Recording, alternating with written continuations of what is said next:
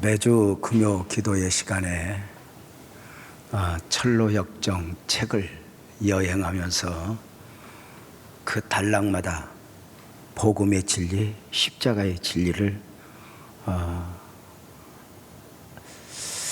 설교하고 있는데 벌써 12번째 시간입니다. 지난 시간에 있어졌던 십자가와 능력, 십자가와 축복은 그 설교는 정말 감동이었습니다. 설교가 좋아서 설교를 들은 사람들의 감동을 바라는 것이 아니라 십자가의 진리를 깨달은 사람에게만 있어지는 감동을 말하는 것입니다. 십자가 언덕에 오른 크리스천은 십자가 앞에서 엄청난 체험을 했습니다. 십자가 앞에 섰는데 자신의 어깨에 지워져 있는 죄의 짐이 스스로 풀려나가는 체험을 한 것입니다. 십자가 앞에서 자신의 어깨에 짐에 드리워졌던 죄의 짐이 십자가 앞에서 풀어지더니 이 죄가 구르고 굴러서 돌무덤, 예수님의 무덤으로 들어갔습니다. 크리스찬은 감격합니다.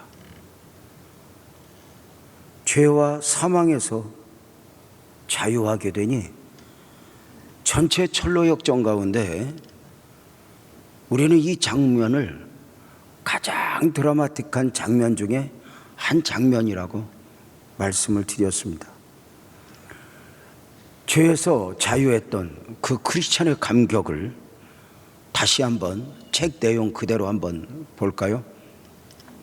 크리스찬은 날아갈 듯이 기뻐했고 홀가분해졌다. 그는 기쁨에 넘쳐 고백을 했다. 그분이 슬픔이 당하셨기 때문에 내가 쉼을 얻었고 그분께서 죽으심으로 내가 생명을 얻었나이다. 그리고 나서 크리스찬은 한동안 넉나간 사람처럼 십자가를 바라보며 멍하니 서 있었다. 십자가 앞에서 이렇게 쉽사리 짐을 벗어버리게 된 사실에 그는 놀라움을 금치 못했다. 크리스찬은 십자가를 보고 또 보았다. 마침내 그의 눈에는 눈물이 맺혀 두 볼을 타고 주르르 흘러내렸다. 크리스찬이 십자가 앞에서 죄와 사망에서 자유하는 이 장면이 감동인 것은 사실 그것을 느끼는 정도의 차이가 있을 뿐이지 우리 모두가 체험한, 우리 모두가 경험한 은혜이기 때문입니다. 복음을 깨달은 자로서의 감동이죠. 크리스천이 복음을 깨닫고 십자가 앞에서 눈물로 그 은혜에 젖어 있을 때 몸에서 광채가 나는 새 사람이 다가왔다 했습니다. 새 사람은 십자가를 바라보고 있는 크리스찬에게 내게 평강이 있을지어다 축복하였으니 이 세 사람을 우리는 지난주에 삼위 하나님으로 보았습니다. 그 삼위 하나님, 세 사람 중에 한 사람은 먼저 내 죄사함을 받았느니라 하였으니 이것을 성부 하나님의 사역이라 할 수 있다 했고, 두 번째 사람은 더러운 옷을 벗기고 아름다운 옷을 입히시니 바로 이 신칭이 죄에서 자유하여 의의 옷을 입게 하신 성자 하나님 사역이라 말씀을 드렸고, 마지막 사람은 크리스천의 이마에 도장을, 인을 찍어 주었으니 성령 하나님의 사역이라 말씀을 드렸습니다. 무엇보다도 감동은 그 삼위 하나님이 크리스찬에게 봉해진 두루마리를 주었다 했습니다. 봉해진 두루마리를 주면서 두 가지를 말했습니다. 하나는 가다가 고난 중에, 역경 중에 길을 몰라 방황할 때에 반드시 봉해진 두루마리를 펴서 읽어 해답을 얻으라는 것이었고, 그 다음에 천성에 도달했을 때에 천국 문이 열리기 전에 이 두루마리를 내어밀면 이 두루마리를 보고 천성문이 열릴 것이다 이야기를 해 주었습니다. 먼저 봉해진 두루마리였습니다. 그 안에는 무엇이 담겨 있을까? 언약이 담겨 있을 것이고 나와 주님과의 언약, 그리고 레마의 말씀이 담겨 있어 그 말씀에서 우리는 나는 누구인가 누구여야 하는가를 알 수 있게 하고, 때로는 넘어지면 일어나게 하는 레마의 말씀들이 담겨 있을 것이다 말씀을 드렸어요. 봉해진 두루마리라 하면서 알 수 있었던 것은, 복음을 모르는 사람은, 십자가의 진리를 깨닫지 못한 사람은 절대로 그 두루마리를 보아도 깨달아 알 수 없었다 했습니다. 그래서 크리스천은 이 두루마리를 받아들고 껑충껑충 뛰면서 기뻐하게 되니 우리들이 받은 은혜이죠. 이것은 많이 배워서도 아니에요. 뜨거운 확신이에요. 이번 주간에 문승영 장로님 사업장에 방문해서 문승영 장로님 아버님을 뵈주셨어요. 80을 훌쩍 넘으신 아버님, 평생에 남자답게 사셨던 아버님, 아직도 아들이 전하는 복음을 끝까지 버티고 받아들이지 않는 이 아버님, 이 아버님이 이제 복음을 전하는 과정 속에서 처음 복음을 접했던 말씀을 하시는 거예요. 문승영 장로님을 지칭하여 저 새끼가 농사를 짓는데 와갖고 밥을 먹는데 옆에서 밥을 다 먹을 때까지 기도를 했대. 그러면서 저 새끼가 이 밥을 하나님이 주었다고 그러더래. 그래서 싸웠대. 야, 이 새끼야, 내가 농사 지어서 내가 얼마나 웃으면서 지나간 추억이죠. 그러면서 목사 앞에서 그런 이야기를 말씀을 하시면서 아버님에게 잠깐이지만 요약복음을 전하면서 아버님 기도합시다 했더니 또 기도하시며 아멘을 하시니 하나님의 은혜이고, 내가 주일날 오시면 우리 온 교인들과 더불어 아버님 박수로 환영할 터이니 꼭 오십시오 라고 했더니 오시겠다고 했는데, 혹시 우리 문장로님 아버님 오시는 날 우리 박수 치자고 하면 열렬하게 김일성 박수를 쳐서 환영해 주시기 바랍니다. 참 중요한 것은 우리가 이 복음을 깨달아 알았다, 이것은 정말 감격이거든요. 그가 어떻게 찬양했는가 책 내용을 한번 그대로 볼까요? 또한 봉해진 두루마리 하나를 크리스천에게 건네주며 달려가다가 그것을 펴보고 하늘나라의 문 앞에 이르렀을 때에 두루마리를 보여줘야 한다고 했다. 그리고 나서 세 사람은 자기의 갈 길로 가버렸다. 크리스천은 그 자리에서 기뻐서 껑충껑충 뛰면서 주님을 찬양하며 걷게 되었다. 자, 이제 크리스천은 십자가의 체험의 감격 가운데 찬송을 부르며 그 십자가 언덕에서 하산을 하게 됩니다. 그렇게 하산하는 길에 세 사람을 보게 됩니다. 길에서 조금 떨어진 곳에서 세 명의 남자가 발목에 쇠고랑을 찬 채 깊이 잠들어 있으니 이 세 사람의 이름을 우리는 천박, 나태, 거만, 이렇게 세 사람으로 확인을 합니다. 크리스천은 잠들어 있는 저들을 보면서 가까이 다가가 목소리를 높여 일어나시오, 일어나시오 하는 것입니다. 그 이유가 무엇일까? 책 내용을 그대로 보겠습니다. 크리스천은 깨웁니다. 이보시오, 당신네들은 바다 가운데 있는 돛대 꼭대기에 자고 있는 사람들 같군요.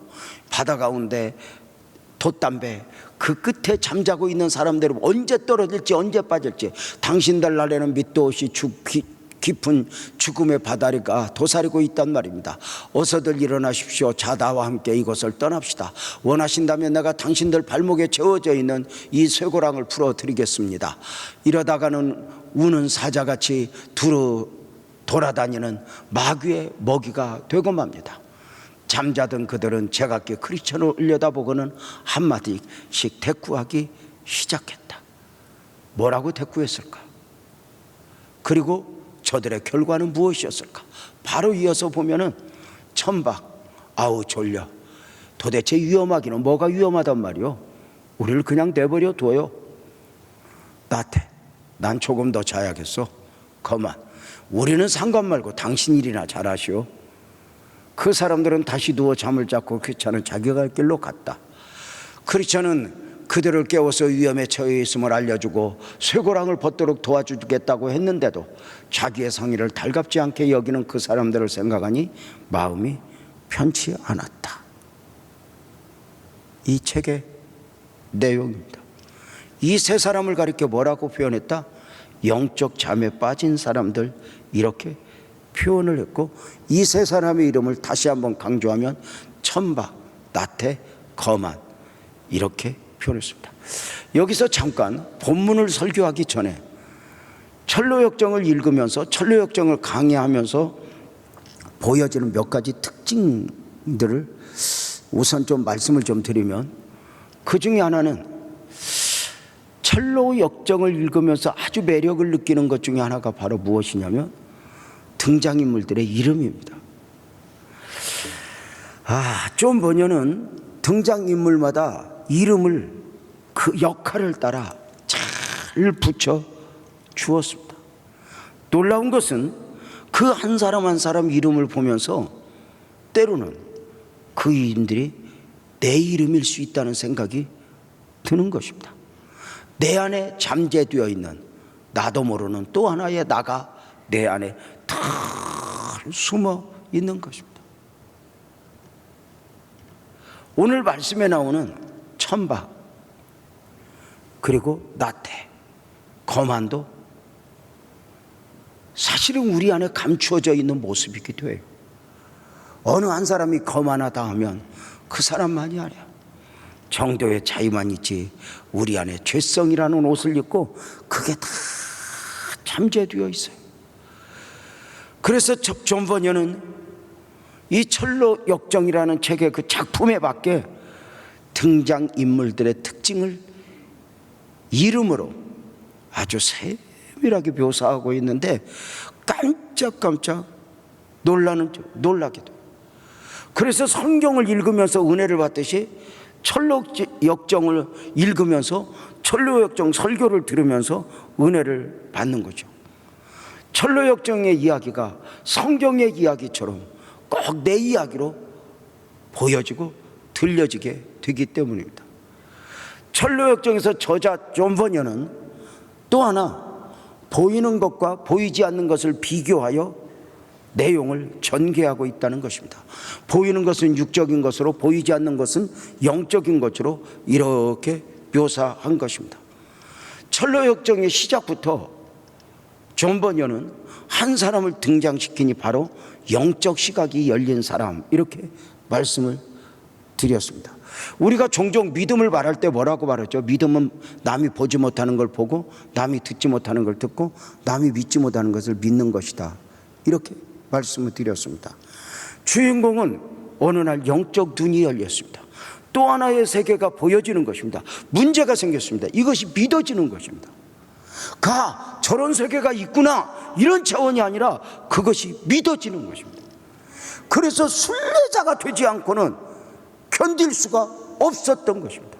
일가친 척 고향을 떠나 아브라함이 떠났듯이 그렇게 떠나야 했고 순례자로서의 삶을 살고 있는 것입니다.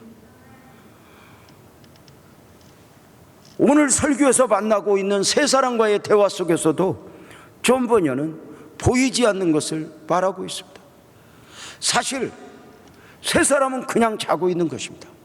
그런데 저들은 그냥 육적 잠을 자고 있다고 하는데 이걸 영적 잠으로 묘사를 하는 것입니다. 더 놀라운 것은 이 세 사람은 잠을 자면서 자기 발목에 쇠고랑이 매여 있는 걸 몰라요.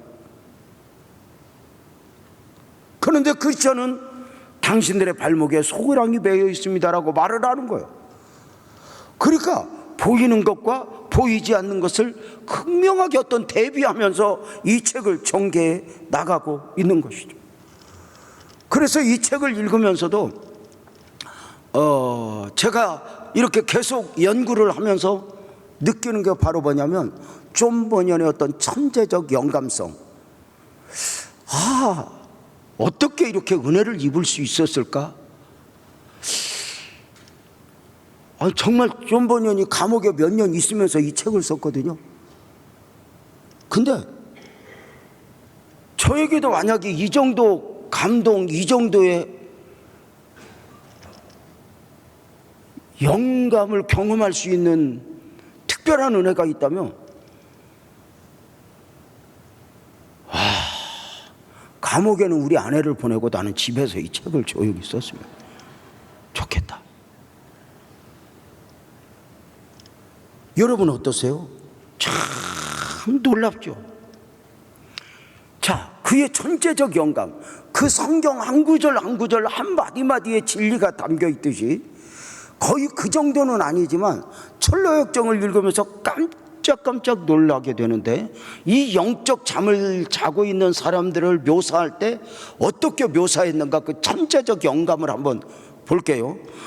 감격 가운데 한번 봅시다. 감격 가운데 크리스천은 십자가 언덕에서 하산하는 가운데 길에서 조금 떨어진 곳에, 그러니까 십자가 언덕에서 하산하는 길에서 떨어져 있었다. 바로 여기에서 뭘 말해요? 그곳에 3명의 남자가 발목에 쇠고랑을 찬 채 잠들어 있었다. 그들의 이름은 천박다태 거만이었다. 여기서 깜짝 놀라는 게 뭐냐면, 3사람은 십자가의 길에서 조금 떨어진 곳에서 영적 잠을 자고 있었다입니다. 십자가의 길에서 조금 떨어졌다는 것이니 바로 십자가의 길에서 벗어나 있는 것입니다. 믿음인데 믿음이 아닌 것입니다. 신앙인데 신앙이 아닌 것입니다. 길이요 진리요 생명이신 예수님의 길에서 벗어난 사람들로 지금 저들은 영적 잠을 자고 있는 것입니다. 교회는 다니는데 믿음은 믿음인데 십자가의 영성이 담겨 있지 않습니다. 예수님 말씀에서 벗어나 있다면, 진리에서 벗어나 있다면, 십자가의 영성에서 벗어나 있다면 그들은 영적 잠을 자고 있는 것이냐. 얼마 전에 설교하면서 반복해서 강조했던 말씀이 혹시 떠오르나요? 이런 말씀, 이런 이야기. 십자가의 영성이 당겨지면서 성경은 글이 아니라 길이 되고, 십자가의 영성이 당겨지면서 성경은 지식과 정보가 아니라 진리가 되고, 십자가의 영성이 당겨지면서 성경은 사상이 아니라 생명이 됩니다. 그러니까 여러분은 이런 멋진 말을 보면서도 저기 뭐요 시방 이러면 이게 곤란해지는 거예요. 그래서 돼지 앞에 이렇게 진주를 던지지 말라, 아니 이런 생각이 떠올. 근데 여러분 참 놀랍지 않아요? 저는 이 장면을 보면서, 제가 성경을 읽으면서 자세히 성경을 읽는 사람 중에 하나인데, 그 성경을 읽으면서 그 깨달아졌던 진리의 경험들이 사실은 이 철로역정의 존 버년이 마치 보물을 숨겨놓듯이, 그래서 보물을 스스로 찾아가라 말하는 것처럼 이 안에서 이렇게 하나 이렇게 복음의 보석을 꺼낼 수 있는 것은, 이건 감격이에요. 사실 철로역정을 읽으면서 이런 부분에서 이렇게 어떤 면에서 그 복음을 표현하고 있다는 사실을 모르고 지나가는 경우가 굉장히 많거든요. 그런데 저들이 어떻게 영적 잠을 자게 되었는가? 십자가의 길에서 벗어나 있었다. 이걸 기독교 신앙에서 십자가의 영성이 담겨 있지 않으면 기독교라는 종교가 되고 맙니다. 십자가의 영성이 최고의 복음이고 최고의 가치라고 할 수가 있죠. 또 하나 이런 표현을 했어요. 십자가의 길에 벗어나 있어 영적 잠에 빠진 저들은 자신의 발목에 쇠고랑이 매인 것을 알지 못하였다. 우리가 기독교 영성에서 십자가의 복음이 주는 가장 큰 축복은 뭐죠? 자유예요. 죄와 사망에서의 자유죠. 그래서 우리는 복음을 깨달을 때 예수 안에 있는 나에게 정죄함 없네, 생명의 성령의 법이 해방하였네, 이런 찬송을 밤이 맞도록 해도 우리는 감동이죠. 여러분 보세요. 중요한 게 뭐냐면 우리가 시험에 들면, 십자가 영성에 벗어나 있게 되면 영적으로 자유했음에도 불구하고 자유를 느끼지 못하게 돼요. 부부가 결혼하여 서로 사랑하며 사랑을 느끼면서 사는 것은 행복이죠. 사랑을 느끼며 산다는 건 정말 행복일 수 있을 것 같아요. 그러나 사랑을 느끼지 못하는 가운데 삶을 살아간다면 어쩌면 언제까지 이렇게 살아야 하나, 어떤 사랑이라는 이름을 가진 또 하나의 구속으로 삶에서 느껴질 수 있다고 생각을 하게 돼요. 예수님을 믿는 것도 마찬가지예요. 예수님을 믿는 것이 은혜 안에서, 감격 안에서 이렇게 믿게 되면 자유예요. 그런데 이 십자가 영성이 싹 빠져버리면 사실은 예수 믿는 건 또 하나의 짐이 되어버려요. 사는 것도 힘든데 믿고 사는 것까지 더 힘든 거예요. 그래서 우리는 또 하나 이제 이런 생각을 해요. 내가 이렇게 막 교회 다녀서 이렇게 짐에 들리고 아예 안 나가. 그래서 스스로 복음 안에서 자유하기를 원하여 자유하여 가보면 이게 자유가 아니라 세상의 쇠고랑에 매여 있는 경우가 된다는 것이죠. 또 다른 것에 매이게 된다는 것이죠. 그래서 십자가 영성에서 멀어져 있으면, 기뻐 뛰던 신앙에서 멀어져 있으면 나 자신도 모르게 이렇게 쇠고랑에, 영적 쇠고랑에 매여 있는 것은 아닌가 하는 것입니다. 우선은 자유죠. 가끔 수변도로를 건너라면 반려견을, 요새는 개를 개라고 하면 혼나요. 반려견님이라고 이렇게 이야기를 해야지, 이렇게 수준 있게 보내지만 이 개 어디서 개라고 그러냐고.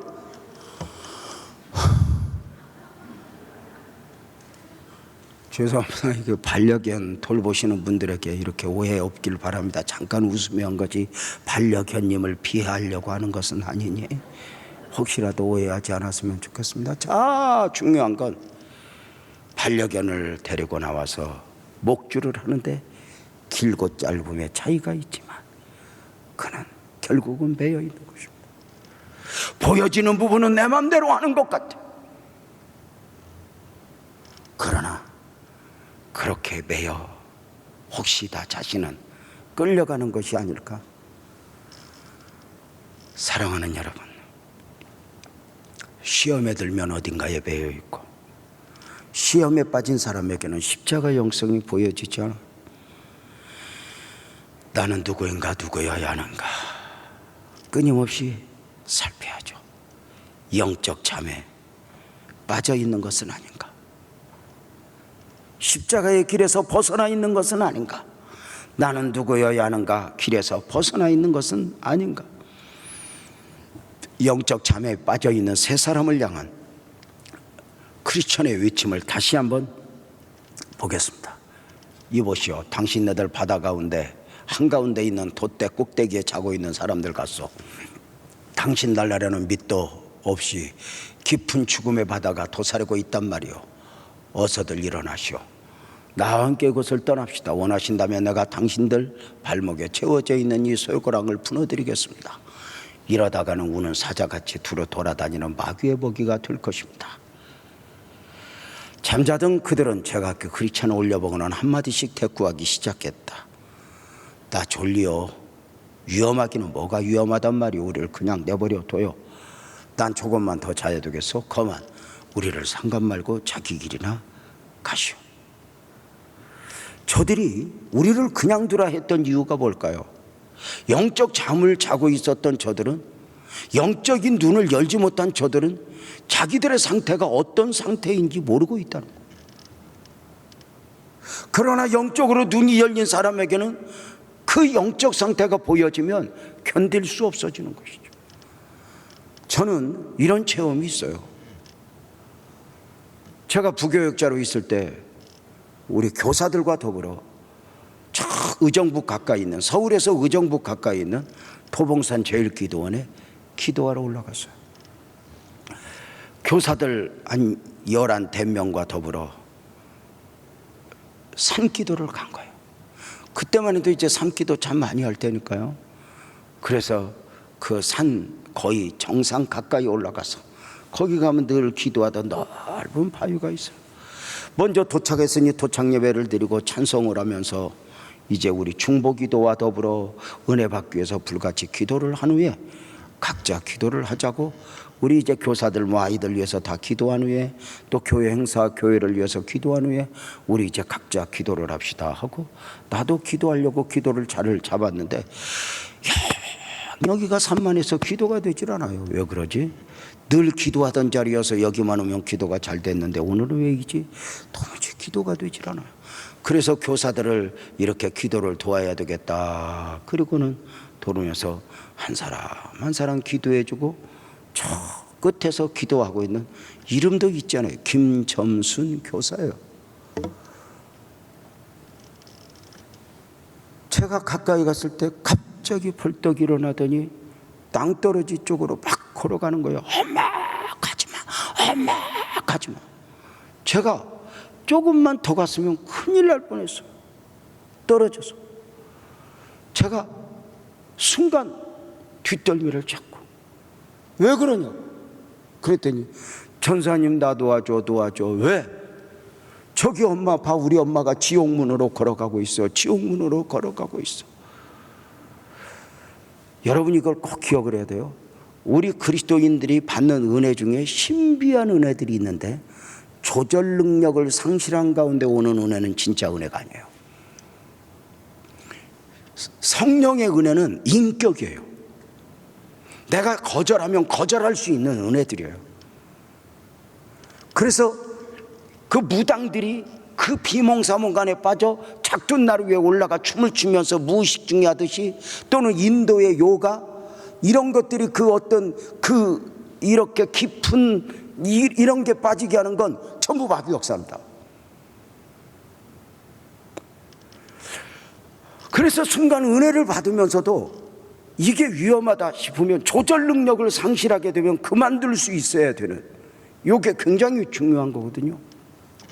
그래서 절제가 참 중요해서 성령의 9가지 열매가 맨 마지막에 절제라는 사실도 우리는 조금 더 성경이 의도적이었다는 사실도 우리는 이제 유념하게 되죠. 자, 순간 눈빛이 이상해요. 제가 그 김점순 교사를 딱 붙들고, 저는 그런 체험들이 있으니까, 제가 그런 체험을 했으니까 제가 딱 잡고는 그냥 그 자리에서 뺨을 때렸어요. 그랬더니 전사님 나 이렇게 하지마, 나 우리 엄마가 지옥으로 가고 있어 잡아. 그래서 이것은 엄마를 영적으로 보고 기도하라는 것이, 여기서 몸뚱아리로 달려가면 어떡해? 그러면서 다시 교사들을 불러서 또 함께 찬송하고 기도하고 찬송하고 기도하면서 새벽녘까지 그러하다가 내려왔는데, 결국은 한 보름 있다가 우리 엄마가 지옥에 가고 있는 걸 보았다. 이것을 견딜 수 없었던 그 교사가 직장을 사표내고, 전사님 나 어머니 전도하고 올게요. 그리고 가서 6개월 만에 어머니 전도하여 교회를 다니시게 하고 목사님과 연결시키고, 그리고 올라왔다고 하는 이야기도 들어봤어요. 사랑하는 여러분, 저들은 자기들을 몰라요. 자기들이 얼마나 위험한 상태에 있는가 몰라요. 우리들이 예수를 믿으면서 이 예수 믿는 것이 얼마나 축복인가를 모르듯이, 예수 안 믿는 사람들이, 아니 시험에 든 사람들이 크리스찬의 표현이 보여요. 저 돛담배의 돛 위에 당신들이 누워 잠을 자고 있는 것 같소. 조금만 흔들리면 당신들은 떨어질 건데 바다 밑 깊숙한 곳에 위험히 죽음의 바다가 도사리고 있단 말이요. 일어나시오라고 말해요. 사랑하는 여러분, 그러면서 당신들이 원하면 내가 소고랑을 풀어줄 수 있게 됐다. 그대로 있으면 우는 사자처럼 두루 돌아다니는 마귀의 먹이가 된다. 잠자지 말고 일어나라, 잠자지 말고 일어나라 그래요. 그러나 저들은 영적 상태를 알지 못해요. 우리를 그냥 두라, 우리를 그냥 두라 그래요. 세상에 속한 사람들을 우리가 전도해봐요. 여러분 예수 믿으시오, 교회 나오시오 하면 저들은 뭐라고 그래요? 우리를 그냥 두라, 종교는 자유 아니냐. 그러나 우리는 당신들을 그냥 둘 수 없다고 말해요. 왜일까요? 우리는 영적인 것을 보았어요. 저들은 그냥 두라고 하는 이유가 뭐예요? 영적인 것을 보지 못했으니까.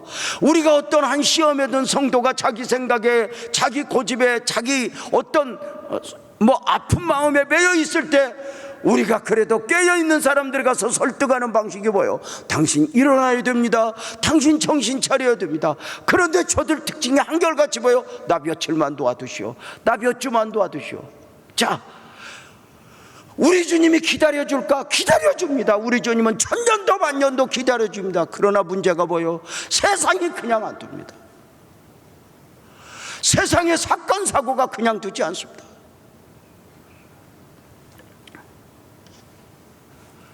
깨어 일어나라.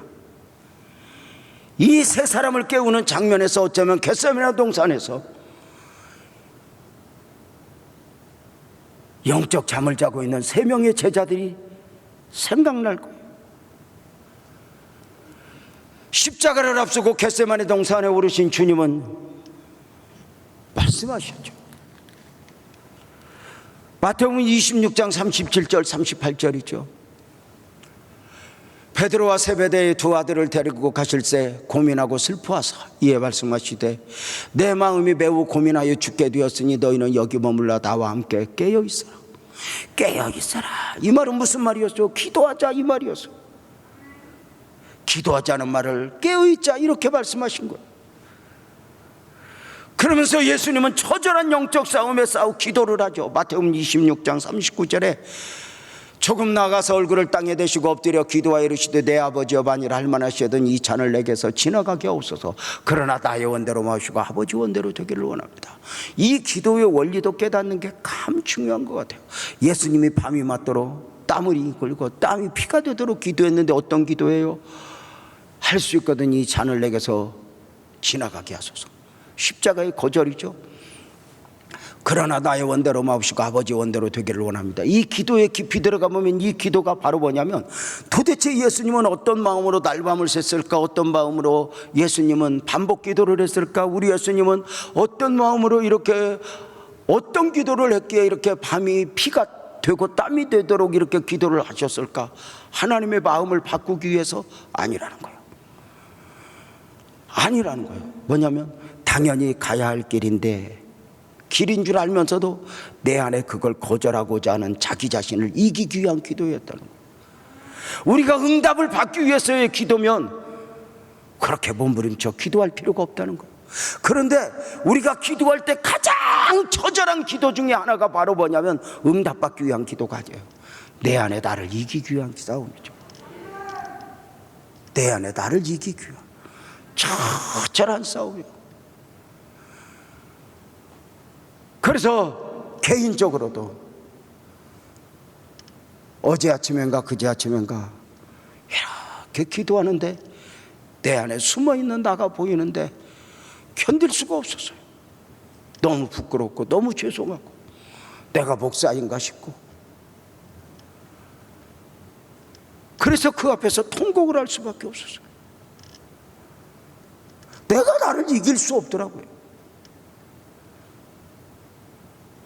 예수님도 그랬어요. 예수님도 당연히 져야 할 십자가의 길인 줄 알면서도 거절하려고 하는 자기 자신을 이기기 위한 처절한 싸움. 이 싸움이 바로 땀을 흘리게 했고 피를 쏟게 했던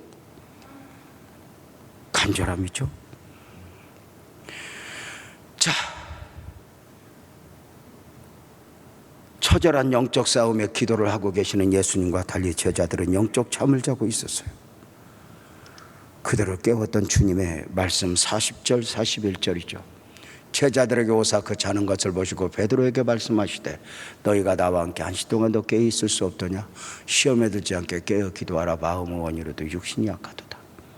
우리는 이런 말씀을 보면서 참 재밌는 게 어쩌면 예수님은 세 명이 자고 있는데 베드로만 깨워요. 애들만 깨워요. 기대가 있잖아요. 근데 시험 든 사람은 꼭 그래요. 왜 나만 깨우냐고. 얘들도 자고 있는데 왜 나만 갖고 그러냐고. 우리 예수님은 절대 아무나 안 깨워요. 자, 기대죠. 여러분 어떠세요? 십자가의 길에서 벗어나 영적 잠을 자고 있는 세 사람, 저들은 발목에 쇠고랑이 베어 있었어요. 다시 읽어보면서 진리를 볼까요? 다시 볼까요? 쭉 계속 반복해서 읽었던 내용이니까 푸른 글씨로 써진 부분만 읽을게요. 자, 나와 함께 이곳을 떠납시다. 잠자던 자리에서 일어나서 갑시다. 원하시면 제가 당신들 발목에 채워져 있는 이 쇠고랑을 풀어드리겠습니다. 여기서 보여지는 영적 진리가 뭐죠? 원리가 뭐죠? 자기 발목에 채워져 있는 이 쇠고랑을 인식해야 하고 자유하기를 원해야 한다는 거예요. 왜냐하면 이들은 복음을 모르는 사람, 진리를 모르는 사람, 주님을 모르는 사람들이 아니라 진리를 알지만, 복음을 알지만 진리에서, 길에서 약간 벗어나 있는 사람들, 십자가에서 멀어져 있는 사람들이기 때문에 그래요. 내가 무엇인가 배어 있다면, 세상이 나를 얽매고 있다면 내가 원해야 한다는 거예요. 결단을 해야 한다는 거예요. 내가 주님 앞에 가기 위해서, 십자가의 길 안으로 들어가기 위해서. 자, 종종 이런 질문을 했죠. 하나님은 물에 빠진 사람 건져줄까 안 건져줄까? 안 건져줘요. 이런 표현을 했죠. 물에 빠져서 누구 때문에 빠졌어요? 무엇 때문에 빠졌어요? 누구 핑계하며 허우적대는 사람은 내버려둬요. 분명한 거죠. 물에 빠져서 누구 때문에 빠졌든지 무엇 때문에 빠졌든지 사람에게 베이지 않고 주님 앞에 손을 내밀고 주여 나를 구원하소서 할 때 손을 내 건져주시는 거예요. 이런 차원에서, 이런 의미에서, 그래서 물에 빠진 사람은 그냥 두라고 하듯이 우리가 신앙생활을 하면서 배우는 일은 진리 중에 하나는, 시험에 든 사람은 자꾸 누가 찾아가서 위로하면 안 돼요. 내버려둬야 돼요. 외롭게 둬야 돼요. 그냥 나 오는 사람 아무도 없어, 더러워서 내가 교회 간다, 그렇게 오게 해서 일으켜줘야지. 시험에 든 사람은요, 아무리 찾아가서 위로해봐요, 그들이 영적 위로를 받아요? 아니요, 인간적 위로. 집사님 힘내, 집사님 이해해. 안 돼요, 사실은. 물론 이것이 무슨 이런 방법이 진리다 이렇게는 말을 못해요. 분명한 것은 물에 빠져서, 시험에 빠져서, 누구 때문에 빠졌어요? 무엇 때문에 빠졌어요? 아무리 해도 우리 예수님은 딱 하나예요. 네가 시험에 들지 않게 깨어 기도해야 했다. 영적 접근이죠. 더 기도했다면, 더 영적이었다면 이겨낼 수 있지 않았겠냐. 그래서 선악 까먹고 제일 먼저 나타난 죄성이 핑계잖아요. 우리가 살면서도 다 복음 안에서 자유하지 못한 사람은 왜 이렇게 가난해? 그럼 우리 엄마 때문에. 왜 이렇게 힘들어? 그러면 누구 때문에? 다 이렇게 하죠. 우리는 감옥에 있든지 어디에 있든지 우리는 십자가 단단히 붙잡고 날마다 이기며 나가세요. 우리는 환경을 바꾸는 사람들이 아니에요. 그 환경을 아멘합시다 이겨내는 사람들이죠. 다시 말씀을 드릴게요. 가난해서 불을 만드는 건 누구나 해요, 이런 소망은. 그러나 우리는 뭐예요? 광야를 벗어남으로 광야를 졸업하는 게 아니에요. 광야에서 광야가 아니게 만드는 게 능력이죠. 감옥을 벗어나서가 아니에요. 감옥에서 감옥이 아니게 만드는 게 능력이고 십자가의 축복이고 은혜라는 거죠. 가난한데 어느 날부터인가 가난한 게 아니야. 억울한데 어느 날부터인가 억울한 게 아니야. 이게 복음이란 말이에요. 이게 은혜란 말이에요. 사랑하는 성도님들, 그래서 크리스천은 그 영적 잠에 빠져 있는 사람들에게 이렇게 말해요. 당신이 원하신다면 내가 당신의 쇠고랑을 풀어드리겠소. 원해야 된다는 거예요. 이런 표현이 맞을지 모르지만 이 철로역정을 강의하면서 느끼는 것은 존 버년이 성경을 그렇게 많이 알았던 것도 아닌 것 같아요. 그래서 그 철로역정에 이렇게 가로 열고 써놓은 그 성경 구절을 사실은 잘못 써놓은 것들도 참 많아요. 확실히 성경은 아니다 싶은 거예요. 그러나 그 내용 한 구절 한 구절을 보면서 느끼는 것은 바로 뭐냐면 보물찾기 같아요. 그 한 절, 그 한 단락 속에서 철로역정은 이것을 통해서 무엇을 말하고 싶었는가, 무엇을, 어떤 복음을, 어떤 진리를 깨닫게 하고 싶었는가라고 하는 것을 찾아내는데 정말 감히, 제가 무슨 뭐 존 버년의 신들매도 풀기도 감당치 못할 만큼이지만 제 개인적으로는 이 철로역정 설교 준비를 하면서 이 존 버년이 숨겨놓은 것을 제가 찾아내는, 마치 줄다리기를 하는 듯한 이렇게 느낌을 가지게 되면서 때로는 감격하고요, 때로는 그 어떤 것이 살짝 보여지면서 이것을 보기 위해서 잠을 이루지 못하는 경우들이 이렇게 많이 있어요. 그러니까 참 하나님의 은혜인 것 같아요. 자, 중요한 게 있어요. 시험에든 영적 잠에 빠진 사람들이 원해야 자유할 수 있다는 거예요. 인식해야 한다는 거예요. 내가 무엇에 매여 있는가? 나는 원하면서 그 쇠고랑에서 자유할 수 있는가? 히브리서 12장 12절 13절을 보면은 그러므로 피곤한 손과 연약한 무릎을 스스로 일으켜 세우고 너의 발을 위하여 곧은 길을 만들어 저는 다리로 하여금 어그러지지 않고 고침을 받게 하라. 일어서라. 이렇게 말하죠. 자, 예수님이 제자들을 깨웠어요. 그러나 의지를 가지고 기도를 해야 하는 건 제자였어요. 깨우는 건 했지만 기도하게 하는 것까지 쉽지 않아요. 기도는 처절한 영적 싸움이죠. 우리가 무엇에 매여 있는가? 우리는 결단해야 돼요. 우리는 깨어 일어나야 하고, 우리는 무엇인가 매여 있는 것을 자유해야 돼요. 히브리서 12장 1절은 그렇게 말하잖아요. 모든 무거운 것과 얽매이기 쉬운 죄를 벗어버리고 인내로서 우리 앞에 당한 신앙의 경주를 경주하라.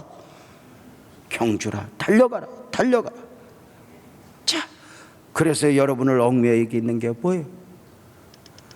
오늘 또 우리는 내 안에 나를 붙들고 있는 많은 요인들, 내가 의지적으로 거기에 매여 있는 것 같지만 십자가의 길에서 벗어나고 기도에서 벗어나고 예배에서 벗어나게 하는 건 또 다른 게 매이게 하는 거예요.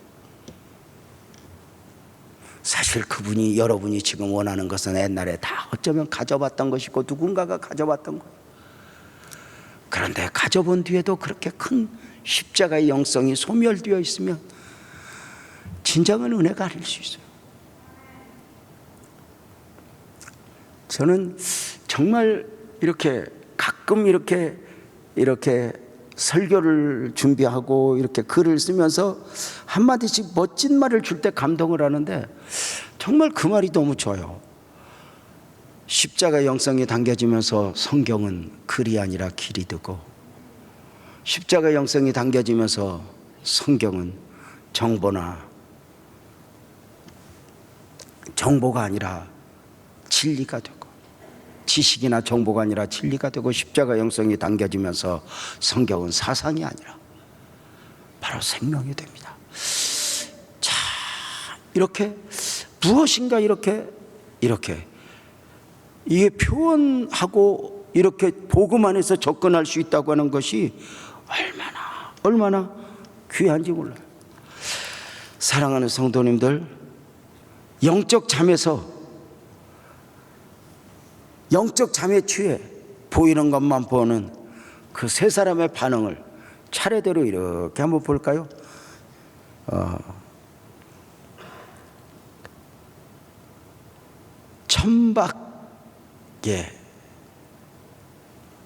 천박이가 대답한 거예요.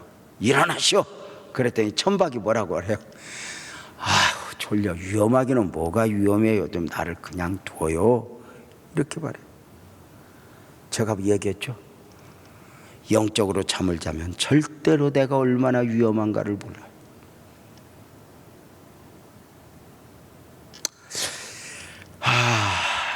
몰라요. 내일의 위험을 알지 못해요. 자, 창고 하나 더 짓자, 창고 하나 더 짓자. 성경은 권고하죠. 오늘 밤 너의 영혼을 내가 부르며. 게으름으로 번역도 가능한 나태, 얘는 이렇게 말했죠. 난 조금 더 자야겠어. 난 조금 더 잘 거요.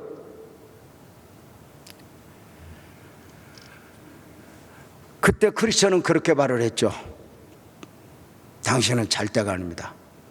당신 앞에 마귀의 위험이 도사리고 있습니다. 우는 사자같이 당신을 삼키려 하고 있으니 깨어 일어나야 됩니다. 조금만 더 자자. 여기에 대한 경고의 말씀이 잠언서의 24장 33절 34절에 그랬죠. 내가 좀 더 자자, 좀 더 졸자, 손을 모으고 좀 더 누워있자 하니 내 빈궁이 강도같이 오며 내 곰핍이 군사같이 이르리라. 잠언서에서는 게으름에 대하여 많이 경고를 하고 있는데 영적 게으름은 안타까움이죠. 이런 표현을 해봐요.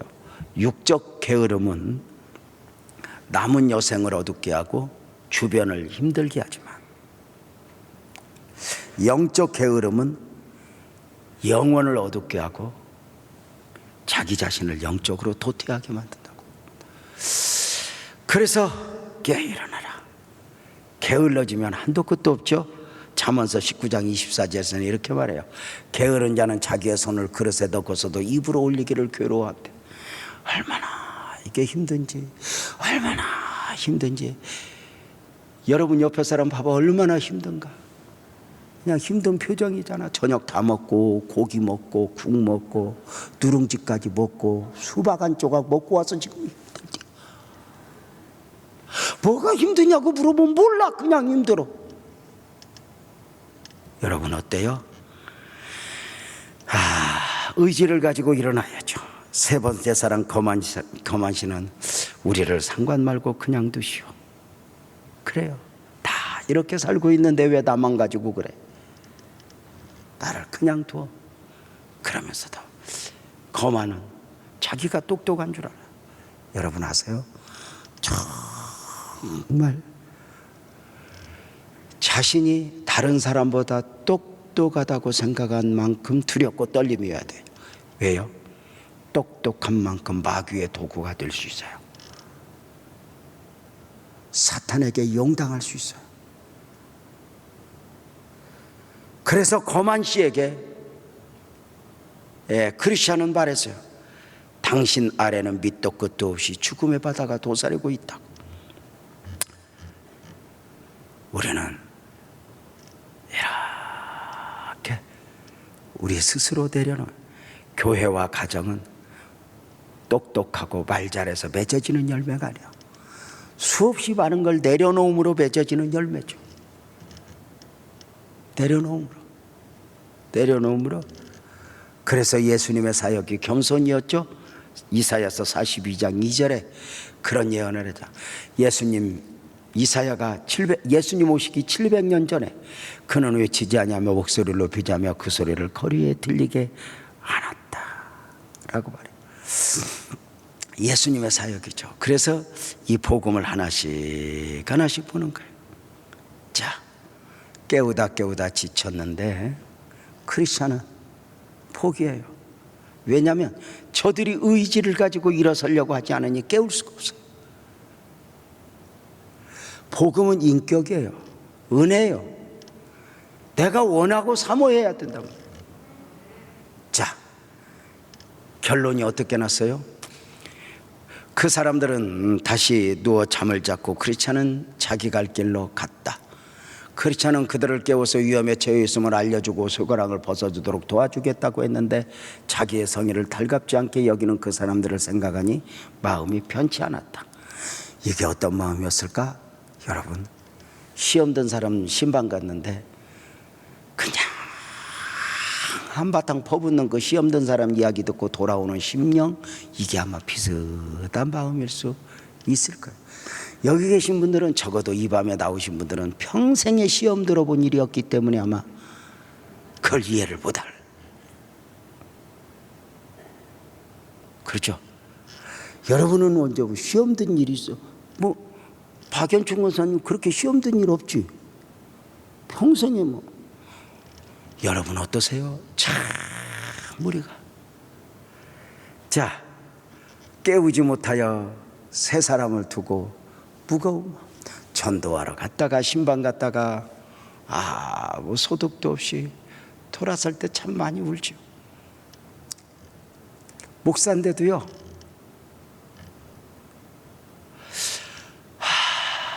이렇게 이제 신방을 가요. 때로는 대부분 성도가 그렇게 시험 들 때는 거의 목사의 문제가 커요. 목사가 말을 조금 실수했거나 행동을 실수했고 목사와 관계된 부분에서 얽히는 경우들이 많아요. 그래서 이제 또 목사가 손잡아주기 위해 가요. 가지만 이미 시험 든 사람은요 자기 생각이 아니에요.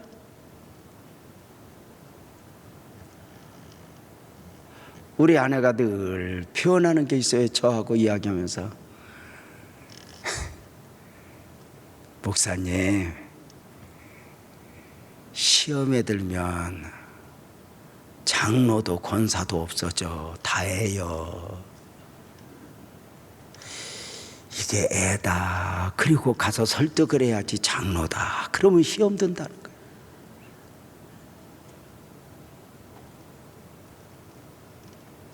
거예요. 그러면서도 남편도 애다 하는 표정으로 이렇게 보는 것 같은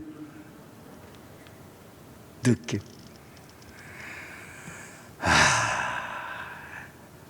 하여튼 여자들은 좀 아쉬워. 여러분이 남자하고 사는데 힘든 만큼 남자도 여러분하고 사는 걸 버거워하고 있다는 것을. 여자분들은 그럴 거예요. 나하고 사는데 뭐가 힘드냐고. 힘이 안 도웁니다. 오직 은혜만 있습니다. 자, 세 사람을 설득하지 못하고 나왔던 이 크리스천은 그 하산길에 또 다른 두 사람을 만나게 되는데 허레와 위선. 그 말이 재밌잖아요. 허레씨, 위선씨. 허레씨는 형식주의자로 아마 이렇게 번역이 가능해요. 그리고 위선은 뭐 그냥 알게 되겠죠. 문제는 십자가 하산길에 보니까 이들이 정상적 길에서 벗어나 잠자고 있던 사람들과 달리 이들은 길 안으로 들어오긴 들어왔는데 담 넘어오는 거예요. 담 넘어 문으로 들어온 사람들이 아니라 담 넘어 들어온 사람들이에요. 그래서 그들과의 대화를 한번 볼까요?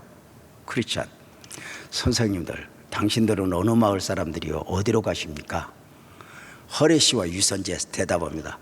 우리는 헛된 영광에 따른 땅에 사는 사람들입니다만, 자 보세요. 십자가의 길에 들어왔는데 담 넘어 들어온 사람들인데 저들이 이렇게 말해요. 자기를 알아요. 자기들은 헛된 영광의 땅에 사는 사람들입니다. 그런데 지금 시온산으로 찬양을 드리러 가는 중이요. 그곳에 살고 있으니 갔다가라도 돌아올 것이요. 그런데 왜 문이 아닌 담을 넘어 들어오십니까? 문으로 들어가지 않냐고 다른 데로 넘어가는 사람은 절도며 강도라는 사람을 사실을 모릅니까?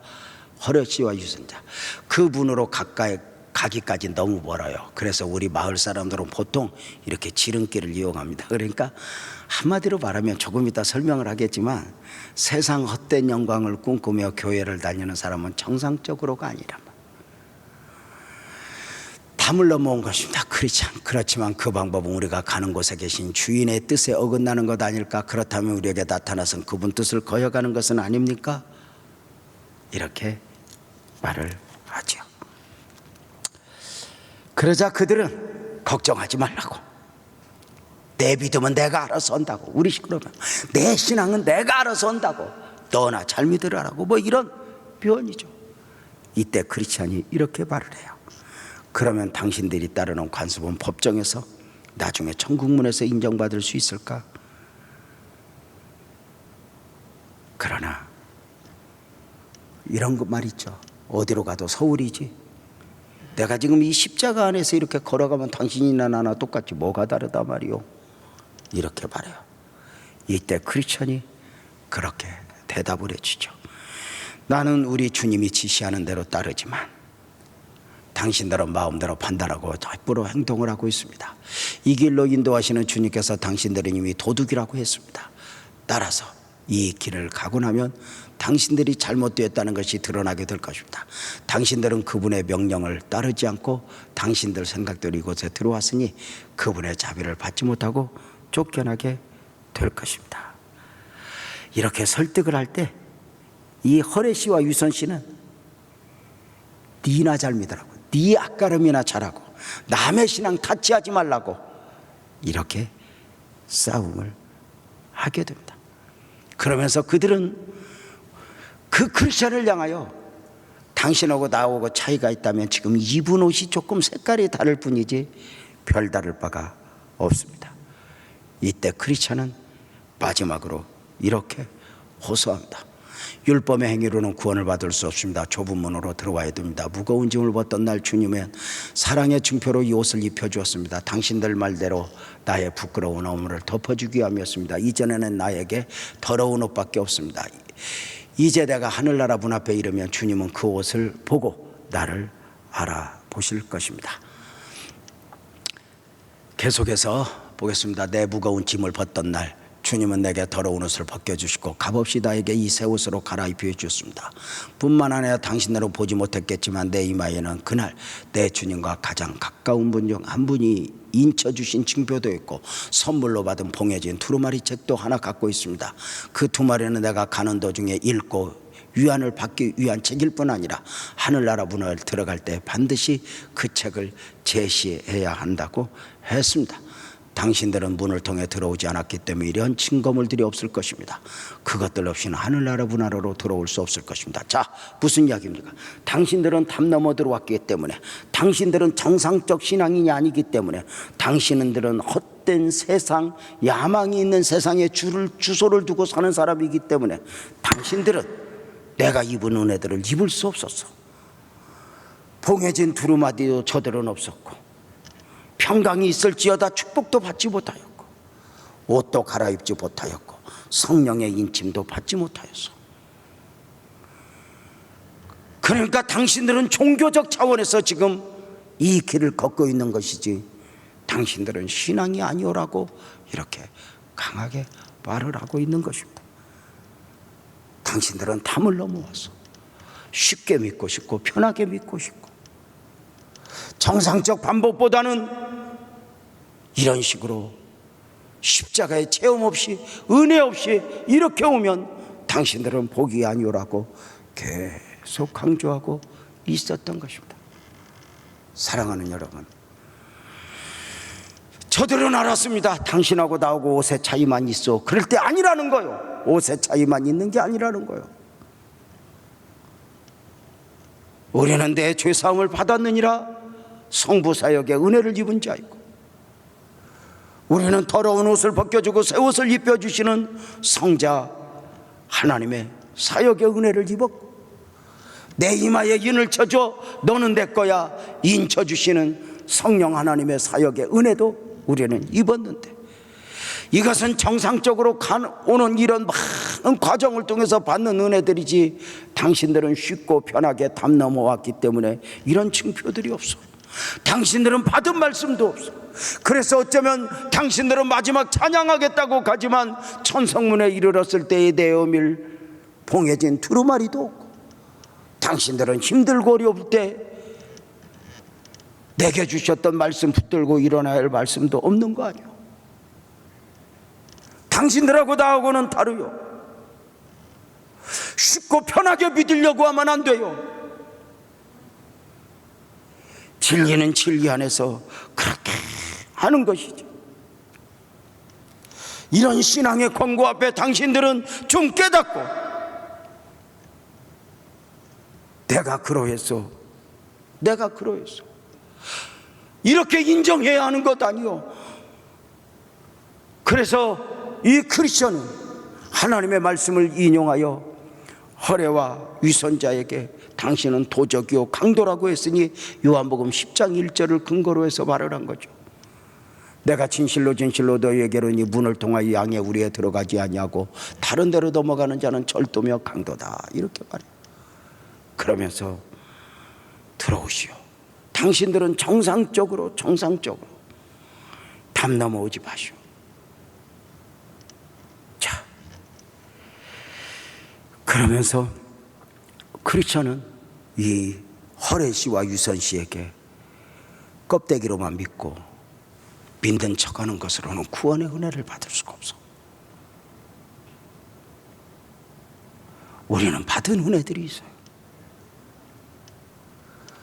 우리는 세상 사람들이 말하는 것처럼 우리가 예수를 10년, 20년, 30년 믿어서 저들이 좋아하는 빌딩을 세우지는 못했지만, 우리는 저들만큼 출세하지는 때로는 못했지만, 우리는 그동안의 수많은 신앙의 경험들, 그런 은혜들 있지 않아요? 울면서 받은 은혜들, 아파하면서 몸부림을 쳤던 은혜들, 누워서 또 쓰러지고 쓰러졌지만 또 일어날 은혜들. 그래서 허례와 유선자를 보면서 담 넘어온 당신들이 아무리 믿는 척이어도, 담 넘어온 당신들이 아무리 자기 포장을 해도 당신들의 믿음은 정상적 믿음이 아니야. 당신들은 바람이 불면, 당신들은 악한 마귀의 유혹 앞에서 당신들은 넘어지게 될 뿐만 아니라 천생에 이르기 전에도 쓰러지지만 결국 천성문 앞에 내어밀 만한 은혜들, 경험들, 이런 것들이 없어. 여러분 어때요? 우리는 오늘 또 이렇게 살아가면서 수많은 신앙적 경험들, 언젠가 우리 주님이 우리의 눈물을 씻어주시는 그날, 주님 내가 그때 많이 힘들었는데 주님 아셨죠? 그래 제명아 내가 알았다. 그래요 주님 감사해요. 그래서 언젠가 이런 말씀 드렸던 거 생각나요? 우리 많은 성도들이 종종 한 번씩 이렇게 말을 해요. 목사님 내가 언젠가는 간증 한번 할까요? 다 좋죠. 다 간증 다 좋죠. 그런데 제가 이렇게 말해요. 진짜 간증은 땅에서 하는 게 아니라 하늘에서 하는 거라고. 그죠? 진짜 간증은 땅이 아니라 하늘에서 하는 거예요. 땅에서 하는 간증은 아무리 있는 그대로 이야기를 해도 사실은 약간의 표장된 색칠을 한 간증들이에요. 약간은 한쪽은 이렇게 내가 은혜를 입었으라고 말을 하지만, 그래서 저도 이렇게 이제 부흥회를 이렇게 가서 말씀을 전하면 죄송할 때가 참 많아요. 왜냐하면 이제 말씀을 좀 이렇게 전하고 말씀만 가지고 복음 설교만 좀 하기를 원하지만 목사님들이 그걸 원하질 않아요.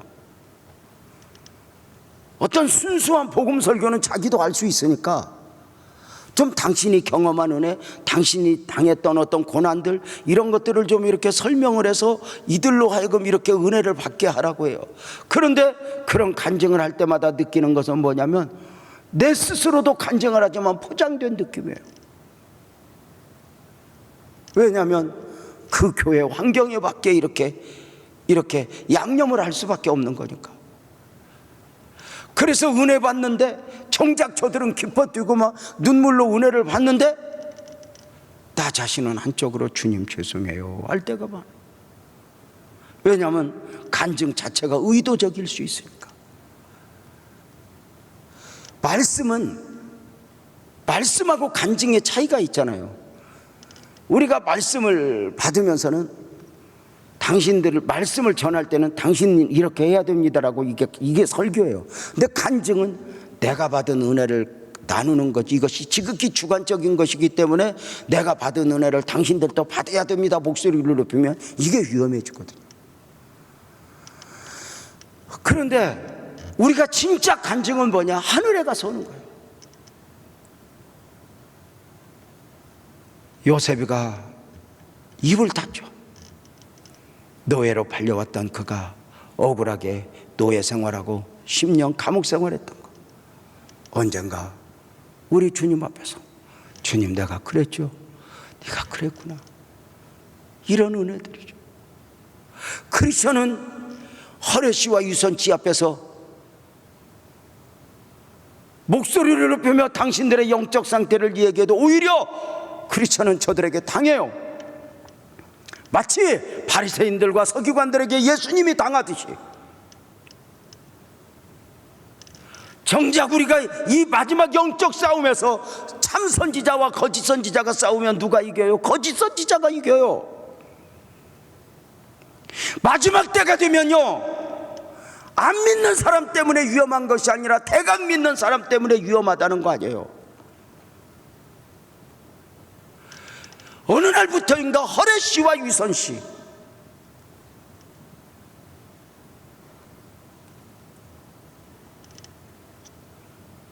교회가 영적인 능력이 상실이 되면 어느 날부터인가 교회 안에는 허례 씨와 유선 씨들이 가득하게 돼요. 그래서 허례에 이런 옷을 입고 위선회로 이렇게 자기 보장을 하고 이렇게 살아가는 사람들이 교회를 주도해요. 은혜를 말하는 것이 아니라, 영적 원리를 말하는 것이 아니라, 이들의 특징은 뭐예요? 세상의 상식을 가지고 와서 이야기를 해요.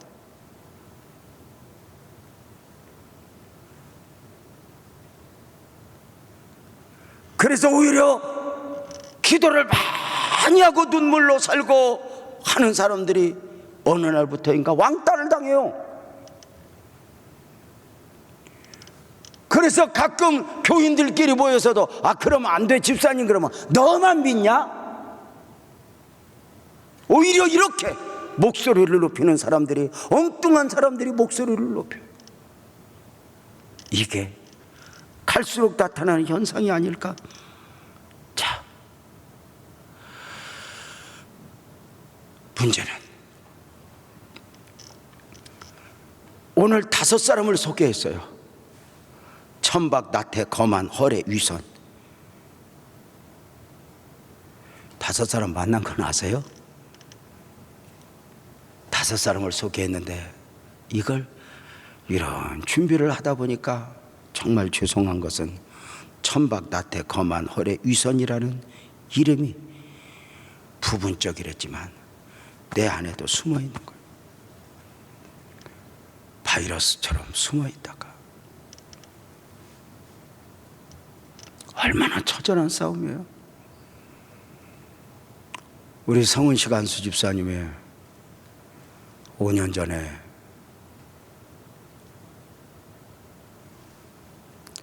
빨리 발견했지만 암이 왔었죠. 정말 놀랐어요. 하나님, 안 돼요, 안 돼요. 일찍은 발견해서 치료는 했지만 늘상 지난 수요일 저녁 예배 마치고 우리 성은식 집사님 뵈면서 이제 저도 시간이 어느 정도 지났다고 느끼니까 집사님 어때요? 그랬더니 목사님 감사한 거 있어요. 뭐예요? 그랬더니 5년이 지났거든요. 그래서 검사를 다 받았는데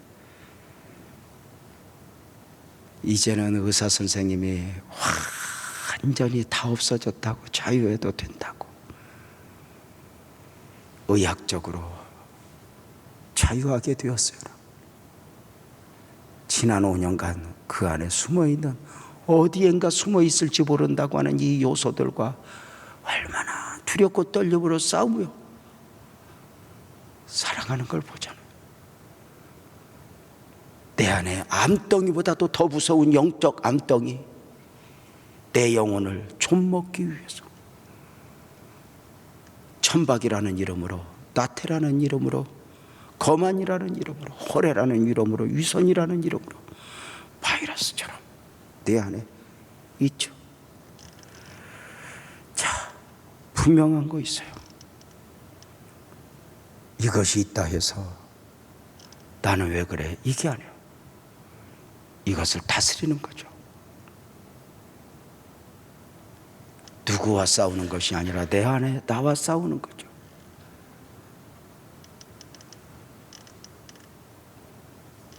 우리는 그럼에도 불구하고 이것에 대한 영적 눈이 열려서 이것에 대한 문제를 문제로 인식하면서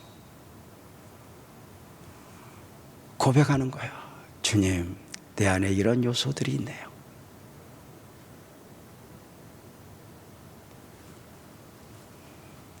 누구가 아닌 거예요.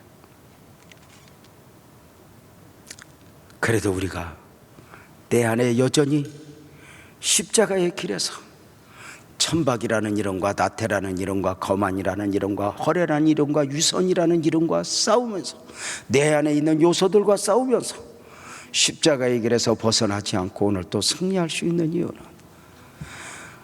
우리는 아멘합시다 봉해진 두루마리를 가지고 있고 우리는 세상이 이해할 수 없는 체험을 했어요. 너에게 평강이 있을지어다 내 죄사함을 받았느니라. 옷을 갈아입었죠. 그죠? 성령의 인치심의 은혜를 입었죠. 나는 하늘에 속한 사람입니다. 그럼에도 불구하고 순간순간 이 많은 것들로 앞에서 유혹 앞에서 넘어지고 흔들릴 수 있지만 오늘 또 이 철로 역정 안에 보물찾기 하듯이 감추어 놓은 그 진리들을 하나씩 보면서 오늘의 결론은 십자가의 길에 걸어가고 있는 우리 내면에 천박, 나태, 거만, 허례, 위선이라는 이 바이러스들에 대한 있어서 이것들이 나를 늘 넘어지게 하지만 오늘 또 한 번 이 말씀을 붙들고 나는 누구여야 하는가? 주님, 내가 영적 잠을 자고 있으니 깨어 일어나게 해주세요. 주님, 우리가 적어도 우리는 알아요. 우리가 가장 큰 행복은 그 때명 깊숙한 곳에서 진짜 행복은 영적 사람이 되어 영적 터치를 받고 영적인 일을 하며 은혜를 누리며 살아갈 때가 가장 큰 행복이었고 은혜였죠. 5 이야기했는데요. 내 안에 숨어있는 내 안에나 천박, 나태, 거만, 허례, 위선 이런 것들이 나와 처절한 영적 싸움을 싸우는데 때로는 이런 것들 앞에서 넘어지지만 우리는 또 한 번 봉해진 두루마리를 보듯 열고 보듯이 오늘 이 금요 성령 터치에서 말씀을 읽고 보면서 주님, 나는 일어나야 됩니다. 나는 다시 살아나야 됩니다. 나는 승리해야 됩니다. 나는 넘어져 있으면 안 됩니다. 내 안에 있는 이런 영적 바이러스들을 다 우리는 다스리며 오늘 또 나는 이 십자가의 길을 갑니다. 고백할 수 있는 복된 은혜가 있기를 주님의 이름으로 축복합니다. 나는 괜찮다 착각하면 안 돼요. 늘 연약한 만큼이나 또 쓰러지고 쓰러질 때마다 주님 손잡고 나는 일어나겠습니다. 이렇게 고백하는 중에 여러분 모두 다른 사람이 알지 못하는 봉해진 두루마리 그 은혜들을 여러분 안에 다 갖고 있어.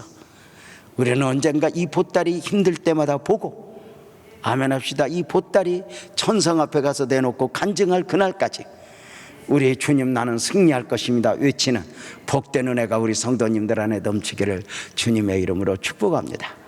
크게 아멘 합시다. 오늘 오신 것 승리하셨습니다. 오늘 기도하신 것 자체가 승리하셨습니다. 좋은 일이 있을 거 믿습니다. 또 넘어지고 7번 쓰러져도 일어나는 우리 오늘 또 그 은혜를 담고 찬송하면서 오늘 밤 또 한 번 더 기도하고 마무리하고자 하는데요. 내 안에 이런 요소들이 있지 않아요? 천박나태, 거만, 허례, 위선 이런 것들과 싸우다가 나는 무엇에 넘어졌는가? 넘어질 때마다 나는 왜 그렇게 한심한지. 오늘 또 제가 우리 부목사님 한 분에게 그랬어요. 내가 얼마나 부끄러운지 모르겠다.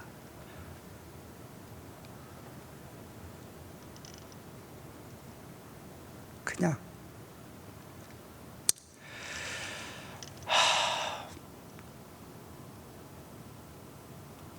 우리 모두 일어나서 찬송합시다.